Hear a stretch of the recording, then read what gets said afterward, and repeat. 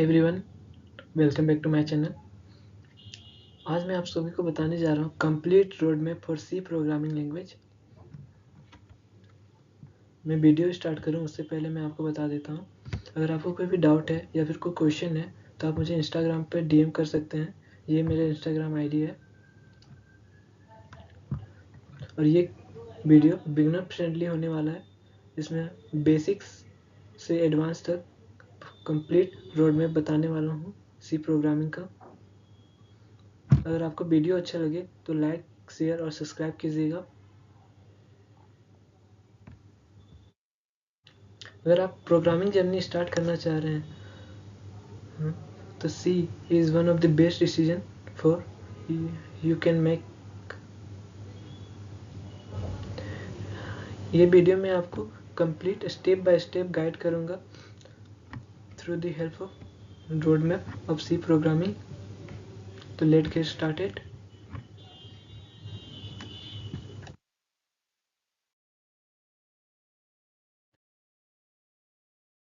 उससे पहले आप लोग सी स्टार्ट करें तो मैं आपको कुछ सी के बारे में कुछ बताना चाहता हूँ। C is one of the oldest and most powerful programming language. It is the foundation of all modern programming languages like C++, Java and Python. Why learn C programming? हमें क्यों पढ़ना चाहिए C programming? इसमें कुछ top point है। पहला point ये है कि foundation of many modern programming language like C++, Java, Python. C++, Java, Python तो मॉडर्न प्रोग्रामिंग लैंग्वेज है जिसका बेस सी प्रोग्रामिंग ही है।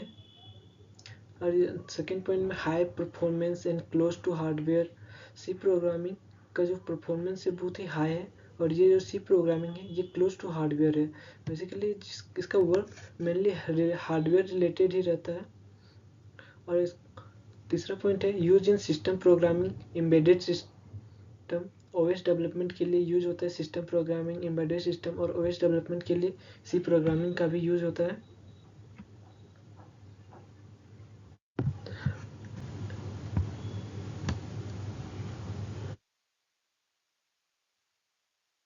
फेज़ 1 में हम लोग बेसिक्स ऑफ सी देखेंगे, फेज़ 2 में इंटरमीडिएट कॉन्सेप्ट देखेंगे, फेज़ 3 में हम लोग एडवांस सी प्रोजेक्ट देखेंगे और फेज़ 4 में competitive coding and system development के बारे में जानेंगे। तो स्टार्ट करते हैं हम लोग। फेज़ 1 में बेसिक्स ऑफ सी, इसमें tool setup, install GCC, turbo C, VS code. Turbo C और वीएस कोड आईडीई है, इंटीग्रेटेड डेवलपमेंट एनवायरनमेंट, जिसमें हम लोग सी का कोड लिखते हैं और जीसीसी कंपाइलर है जिसके मदद से हम लोग सी का कोड को रन करते हैं। इसमें हिस्ट्री और फीचर्स दिखना है। स्ट्रक्चर ऑफ सी प्रोग्रामिंग जैसे कि has include studio.h, int main, curly bracket, start, फिर बॉडी, ये सब उसका स्ट्रक्चर हो गया। फिर डेटा टाइप क्या होता है, जिस इंट, फ्लोट, डबल, इसके मदद से हम लोग मेमोरी क्रिएट करते हैं। और वेरिएबल जिसका मेमोरी का नाम होता है उसको वेरिएबल हम लोग बोलते हैं। ऑपरेटर हो गया, ऑपरेटर भी बहुत तरह के होते हैं, relational operator, arithmetic operator, logical operator और भी बहुत कुछ। और इनपुट आउटपुट हम लोग इनपुट स्कैनफ की मदद से लेते हैं और आउटपुट प्रिंटफ की मदद से हम लोग आउटपुट दिखाते हैं। और control if statement, else if ladder, switch statement, ये सब कंट्रोल स्टेटमेंट है और इसी को डिसीजन मेकिंग स्टेटमेंट भी बोलते हैं। अगर लूप एंड फंक्शन, लूप और फंक्शन का बेसिकली यूज है कोड रीयूजेबिलिटी के लिए। एक बार हम लोग कोड लिख दिए उसको बार बार हम लोग यूज कर सकते हैं, ये इन लोग का फीचर है। जैसे कि लूप में आ जाता है do while loop, for loop, break, continue, go to, ये सब जंप स्टेटमेंट है। अगर लूप से बाहर निकालना तो हम लोग ब्रेक स्टेटमेंट का यूज़ करते हैं। कंटिन्यू हो गया, स्किप करने के लिए लूप को स्किप करना है तो कंटिन्यू स्टेटमेंट। गो टू, एक जगह से दूसरे स्टेटमेंट में जंप करना है तो हम लोग गो टू स्टेटमेंट का यूज़ करते हैं। फंक्शन क्या है, फंक्शन एक ब्लॉक ऑफ कोड है जिसकी मदद से एक बार हम लोग पहले कोड लिख देते हैं फिर बाद में हम लोग उसको यूज़ कर सकते हैं।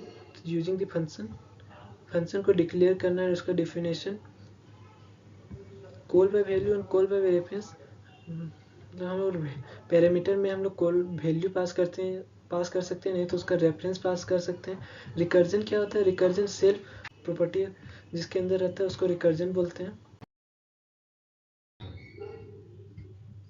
सेकेंड फेज में इंटरमीडिएट टॉपिक्स में आ जाता है एरे। एरे क्या है? जिसमें सिमिलर टाइप ऑफ डेटा होता है, डेटा टाइप होता है, जिसमें 1D एरे हो गया, 2D एरे हो गया। स्ट्रिंग में एरे ऑफ कैरेक्टर को स्टोर कर सकते हैं। पॉइंटर जिसमें वेरिएबल का एड्रेस को स्टोर किया करते हैं उसको पॉइंटर बोलते हैं। Function and pointer. Structure and union. Structure में हम लोग डिफरेंट टाइप ऑफ डेटा को स्टोर कर सकते हैं, जैसे कि इंट, फ्लोट, केयर। और फाइल हैंडलिंग में फाइल की मदद, जिसमें फाइल में जो डेटा रहता है उसमें जो वर्क कर सकते हैं वो हम लोग यूजिंग फाइल हैंडलिंग कर सकते हैं। तीसरा फेज में एडवांस कॉन्सेप्ट आ जाता है, जिसमें डायनामिक मेमोरी एलोकेशन है ड्यूरिंग रन टाइम, जिसमें हम लोग मेमोरी एलोकेट करते हैं यूजिंग मेलोक, कैलोक, फ्री। इसकी मदद से हम लोग रन टाइम में मेमोरी को एलोकेट करते हैं। स्टोरेज क्लास हो गया, फिर link list, singly link list, doubly link list, circular link list, ये सब DSA का पार्ट हो गया यूजिंग C।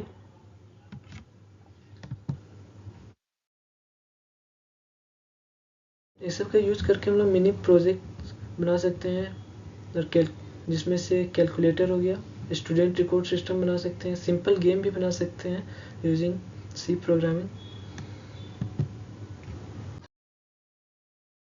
चौथा फेज में कम्पिटिटिव और सिस्टम लेवल C।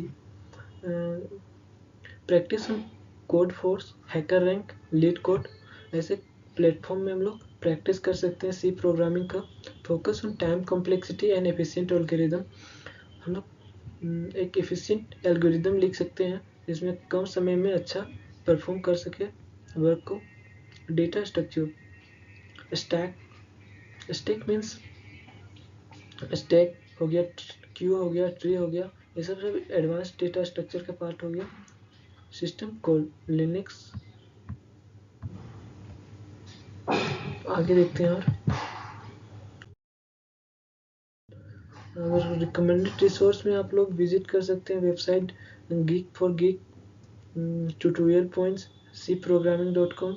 इसमें आपको ट्यूटोरियल्स मिल जाएंगे जिसे आप पढ़ सकते हैं, डॉक्यूमेंटेशन बेसिकली सी प्रोग्रामिंग का।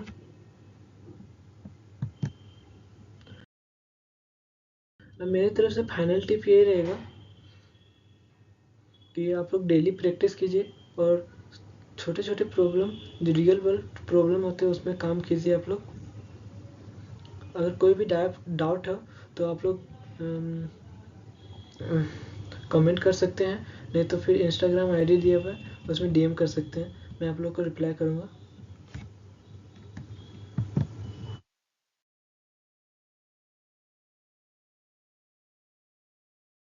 अगर वीडियो अच्छा लगा तो सब्सक्राइब कीजिएगा चैनल को और शेयर भी कीजिएगा। और आप सभी को राधे राधे।